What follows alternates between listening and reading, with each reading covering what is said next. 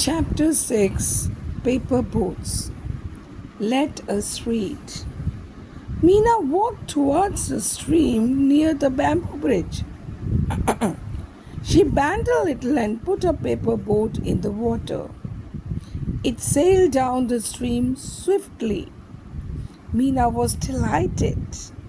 She went on putting several paper boats in the stream. As the boats floated down the stream, she saw the naughty boy pushing the boats into the water.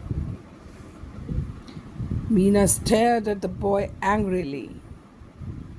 He did not care for Meena's angry face.